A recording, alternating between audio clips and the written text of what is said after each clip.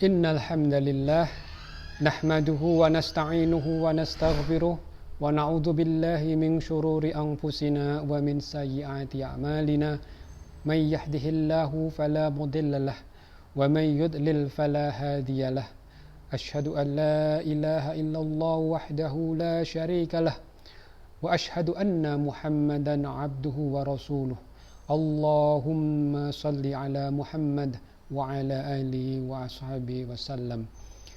Qala Allah Ta'ala fil Qur'anil Karim, ya ayyuhalladzina amanu taqullaha wa qulu qawlan sadida yuslih lakum a'malakum wa yaghfir lakum dhunubakum wa man yuti'illaha wa rasulahu faqad faza fawzan 'azima. Rekan-rekan sekalian, ini tadi sebetulnya bukan khutbah Jumat. Akan tetapi mungkin ini untuk pertama kalinya saya berusaha menyampaikan bagaimana pengendalian COVID-19 ini dari perspektif seorang muslim, ya, seorang molecular biologist yang juga mendalami, berusaha belajar terkait dengan syariat Islam, karena kita ketahui dari guru-guru kita, dari para masyayikh, dari para asatids, bahwa tidak mungkin Islam itu hanya mengatur ritual saja. Tidak mungkin Islam sebagai suatu sistem itu hanya melihat dari sisi ibadah ritualistik yang sifatnya personal, tetapi juga tentu mengajari manusia bagaimana kita berusaha mengelola dunia ini supaya kita menjadi makhluk yang bertanggung jawab di muka bumi, bukan sebagai makhluk yang sekedar mengeksploitasi demi nafsu atau kepentingan pribadi. Dalam video berikut ini saya akan berusaha melihat dari 3 hal. Ya, ini saya terinspirasi dari kata-kata dari Pak Kiai Ma'ruf Amin. Bagus sekali, saya pikir bahwa kita perlu ada 4 hal, yaitu iman, imun, aman, dan amin. Ya. Hanya saja kalau boleh saya menambahkan apa yang Pak Kiai yang kita hormati, saya akan berusaha melihat dari 3 saja, yaitu iman, imun, dan amanah. Ya, jadi saya akan menjelaskan bagaimana perspektif kita tentu sebagai umat yang beriman kepada Allah Ta'ala dan Rasulnya, dan juga bagaimana kita bisa belajar dari sisi imunitas terkait dengan pengendalian COVID-19 ini, dan yang terakhir sikap kita. Karena sebagai umat Islam tentu tidak cukup hanya meyakini kalau kita tidak mengamalkan pengetahuan itu. Nah, berarti ada sikap amanah. Kita akan melihat ada 3 golongan yang perlu, golongan manusia yang perlu mengamalkan amanah ini. Karena pada akhirnya kita nanti seluruhnya akan berdiri sendirian di hadapan Allah Ta'ala untuk mempertanggungjawabkan apa yang kita sampaikan, kita omongkan, dan juga yang kita lakukan, terutama dalam pengendalian wabah ini. Apakah kita dalam barisan yang berusaha mengendalikan wabah ini, atau justru kita dalam barisan yang justru na'udzubillah memperburuk situasi. Bismillah.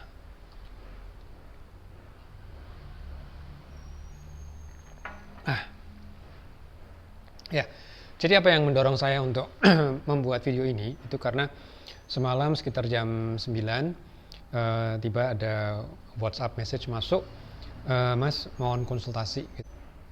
Ya, jadi rekan saya ini cerita bahwa putrinya yang menjadi santri di salah satu pesantren di Jawa Barat telah diswab, dan dari ceritanya dari sekitar 10% yang diswab itu sudah ketemu 85 santri, staf, termasuk juga dari keluarga kiai yang menjadi pengasuh di pesantren tersebut, pembina di pesantren tersebut.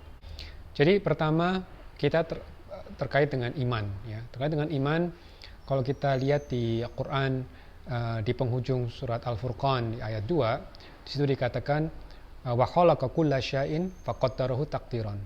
Jadi kita sebagai umat Islam tentu meyakini bahwa Allah Ta'ala telah menciptakan kita semua. Allah telah tentukan ajal kita. Allah telah tentukan banyak hal bagi kita, termasuk juga Allah telah tentukan karakteristik atau spesifikasi setiap makhluknya. Ada parameter-parameter khusus di mana makhluk itu tidak bisa keluar darinya, dan itu di luar kendali kita. Jadi misalnya kita bernafas dengan paru, itu adalah bagian dari kita. Kita tidak bisa merubah itu. Kita memerlukan oksigen di udara, tidak memiliki kemampuan untuk mengekstraksi oksigen dari air misalnya, karena kita bukan ikan. Itu adalah bagian qadar kita. Kayu akan terbakar pada suhu yang cukup panas, dan itu kayu kering. Ketika kayu itu basah, tentu beda sekali kebutuhan atau suhu atau panasnya api yang diperlukan. Demikian juga kalau kita lihat virus ini, virus SARS-CoV-2 penyebab COVID-19, dia juga memiliki qadar yang Allah telah tentukan. Dan virus ini tidak memiliki kemampuan untuk menolaknya. Yaitu apa? Virus ini, SARS-CoV-2 penyebab COVID-19, akan mengenali siapapun yang memiliki AC2, protein AC2, angiotensin converting enzyme nomor 2, yang ada di setiap makhluk, yaitu manusia dan manusia. Karena kita ketahui banyak sekali binatang mamalian yang dia juga punya AC2, akan tetapi dampaknya tidak sehebat pada manusia. Nah, ini adalah bagian dari qadar. Ya, jadi ketika Allah mengatakan Allah telah ciptakan faqaddarahu taqdiran. Ada qadar, ada ketetapan yang Allah telah tetapkan pada makhluk itu, dan makhluk itu tidak bisa menyangkalnya, ya. Dan kalaupun misalnya dia terjadi mutasi, dan mutasi itu ternyata bisa merubah, itu pun dia tidak bisa menolaknya. Jadi virus tidak bisa memiliki satu pilihan, apakah dia memilih orang yang soleh atau orang yang ahli maksiat, tidak bisa itu. Jadi ini kita harus ketahui, itu yang pertama. Yang kedua, virus ini penyebarannya melalui kontak erat, ya. Dia bukan penyebaran melalui udara yang jauh, misalnya dalam radius 1 km gitu, misalnya tidak, terbawa angin yang jauh gitu, tidak. Itu bukan qadar si virus. Qadar si virus ini adalah dengan kontak erat.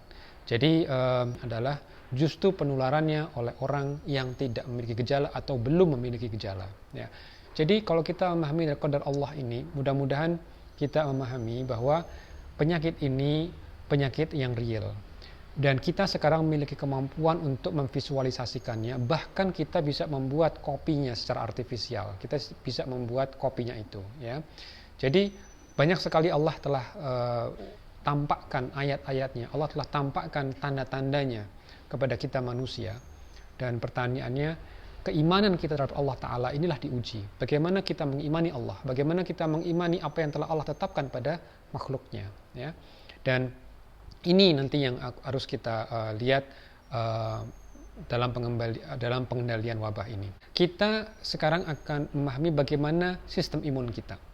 Jadi kalau kita bicara sistem imun, qadar terhadap virus ini menyatakan bahwa dari 100 orang yang terinfeksi secara acak, maka kita perkirakan sekitar 80% itu tidak bergejala, ya. Dan itulah qadar dari si virus ini juga, ya.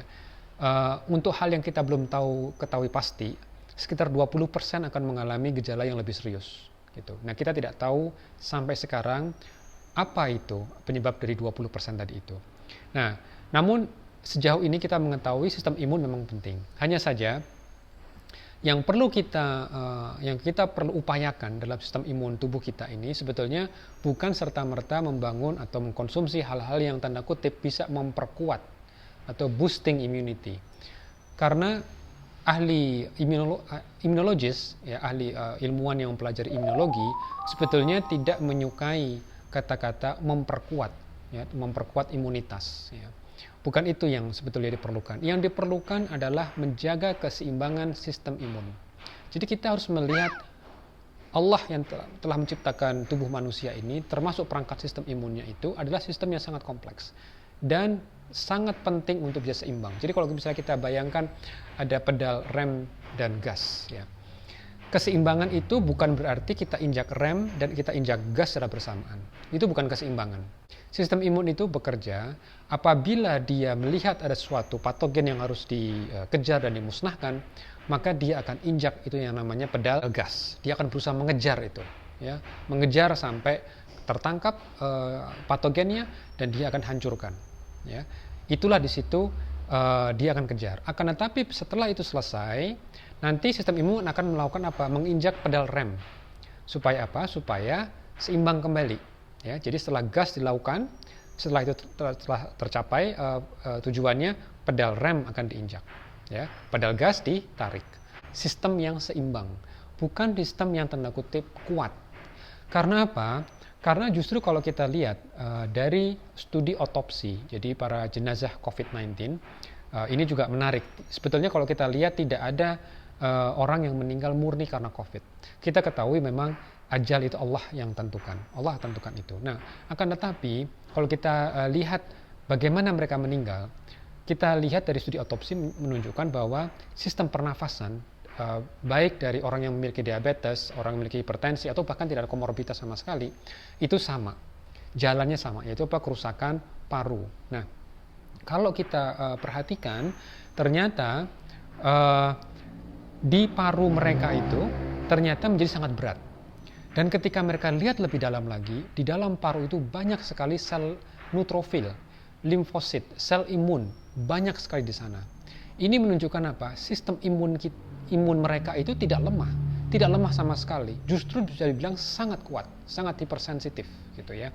Nah, di sini artinya apa? Artinya kita juga harus bisa memahami yang diperlukan adalah sistem imun yang seimbang. Itu yang perlu kita miliki.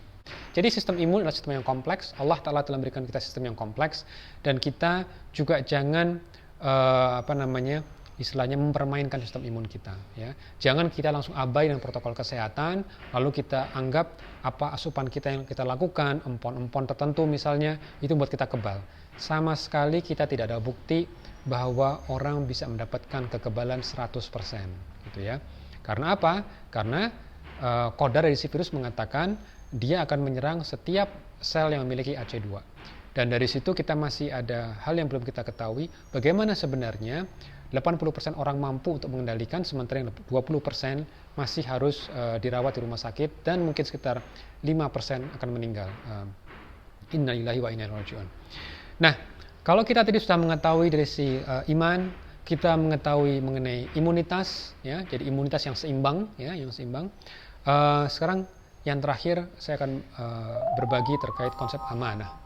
Jadi kalau ini adalah satu hal yang unik, ya.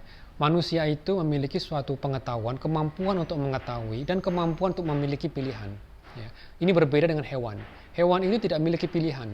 Karena apa? Karena dia sudah tanda kutip stuck dengan kealamiahannya. Jadi seekor monyet itu dia tidak akan bisa berpikir lebih jauh bagaimana dia bisa terbang ke angkasa, bagaimana dia bisa menyelam ke dalam lautan. Tapi manusia memiliki kemampuan pengetahuan untuk bagaimana dia bisa terbang, tanda kutip, bagaimana dia bisa menyelam hingga laut dalam, bagaimana dia bisa mengeksplorasi alam, bahkan juga mengeksploitasi alam. Nah, karena pilihan-pilihan yang manusia miliki ini, makanya tidak heran hanya manusia yang akan dihisap Allah Ta'ala di hari akhirat kelak. Makanya saya ingin berbagi konsep mengenai amanah ini. Dan amanah ini perlu kita sandingkan dengan 3 golongan manusia. 3 golongan manusia terkait dengan pengendalian wabah COVID-19 ini. Siapa saja mereka itu? Yang pertama adalah masyarakat, yang kedua adalah para ulama dan para ilmuwannya, dan yang ketiga adalah otoritas. Ya. Yang pertama, kalau kita bicara masyarakat ini adalah komponen terbesar di dunia ini, dan mereka memiliki peran penting, yaitu untuk melaksanakan 3M, ya. Menjaga jarak, menggunakan masker, sering cuci tangan, dan kalau saya perlu tambahkan, jangan terlalu banyak bicara. Kenapa? Karena kita ketahui dari kodar si virus ini, dia akan bisa menular melalui kontak erat, ya. Kuncinya di kontak erat. Dan kalau misalnya kita terlalu banyak berinteraksi, tidak menggunakan masker, jangan lupa, virus ini dia akan banyak sekali berkembang biak di rongga nafas atas sebelum dia turun ke rongga nafas bawah.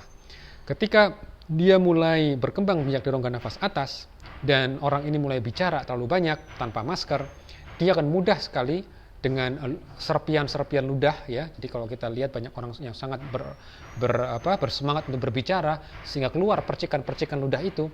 Nah, droplet-droplet itu akan menempel di lawan bicaranya tidak sengaja akan mengusapnya ke wajahnya, menggosok mukanya, dan disitulah akan penularan terjadi.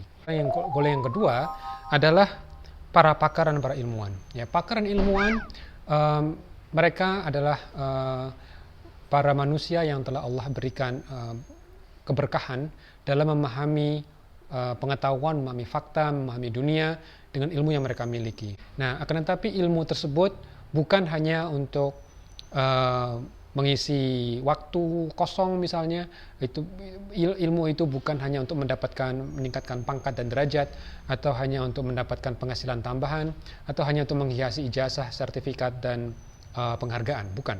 Ilmu itu dipakai untuk menyelamatkan manusia agar masyarakat mendapatkan cara atau mendapatkan hal yang baik, sehingga dalam hal ini bisa menyelamatkan kita semua dari COVID-19.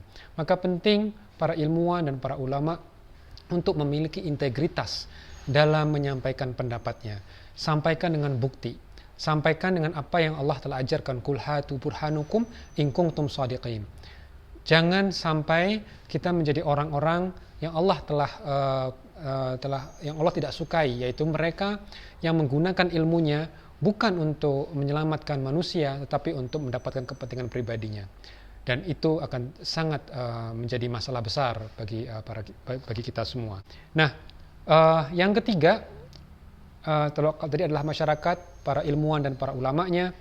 Dan yang ketiga adalah siapa? Yang ketiga adalah teman-teman yang ada di pemerintahan atau di otoritas. Karena apa? Dalam pengendalian wabah ini kita perlukan 3T, test, trace, dan treat. Nah, kemampuan untuk bisa melakukan tes, dalam hal ini tes PCR, kemampuan untuk melakukan trace, yaitu kontak telusur, dan treat untuk pengobati, ini bukan ranah rakyat jelata, dan ini juga bukan ranah para ilmuwan dan para ulama. Ini adalah ranah di otoritas. Sehingga sungguh kita bisa menarik pelajaran dari kisah Ubaidillah Al-Jarrah radhiyallahu anh dan juga Mu'adz bin Jabal radhiyallahu anh, dua sahabat senior yang saat itu diberikan amanah oleh Rasulullah SAW untuk menjadi pengurus rakyat di wilayah Syam. Dan ketika wabah pecah di Amwas, mereka berdua melaksanakan tugasnya mengurus rakyat, dan karena kegigihan mereka mengurus rakyat, mereka sendiri pun tertular dan akhirnya meninggal karena sakit yang dideritanya. Dan ini menjadi suatu penyemangat bahwa bahwa Rasulullah SAW telah menyatakan bahwa mereka yang meninggal di era pandemi ini mereka adalah syahid. Kenapa? Karena mereka berjuang untuk menyelamatkan sesama mereka dan mereka membayar dengan jiwa raganya. Jadi di sini kita juga lihat bagaimana para tenaga kesehatan berusaha keras untuk bisa menyelamatkan kita. Nah, akan tetapi kalau kita kembalikan kepada konsep 3T tadi itu, hanya otoritas yang bisa melakukannya. Karena itu dengan beban yang sangat berat, Allah telah siapkan juga pahala yang luar biasa. Maka kepada rekan-rekan yang ikhlas, para mukhlisin di kalangan pemerintah, tolong kerjakan 3T ini dengan sesungguh-sungguhnya, dengan sungguh-sungguh. Supaya apa? Supaya dengan kombinasi masyarakat yang melaksanakan 3M, ulama dan para ilmuannya yang terus memberikan masukan-masukan, terus memberikan nasihat-nasihatnya, tetap berdiri di atas integritas ilmu, dan pemerintahnya yang juga serius dalam melaksanakan 3T, insya Allah kita semua bisa keluar dari pandemi ini, dan insya Allah kita bisa mendapatkan suatu balasan yang kita dambakan semua di hari akhirat kelak. Saya mohon maaf apabila ada kata-kata yang tidak berkenan. Kalau menurut Ustadz Arifin Ilham, Allah yarham, banyak bicara, banyak khilaf. Saya Ahmad Utomo mohon maaf, dan semoga yang mendengarkan, yang melihat bisa menyampaikan dengan bahasa yang lebih fasih, yang lebih mudah dimengerti oleh masyarakat, yang lebih mudah dipahami. Dan saya juga mohon maaf apabila, dan saya juga sangat terbuka apabila ada masukan dan komentar. Semoga ini menjadi kebaikan buat kita semua. Wallahu a'lam bishawab. Semoga kita bisa ketemu di lain kesempatan. Insyaallah. Assalamualaikum warahmatullahi wabarakatuh.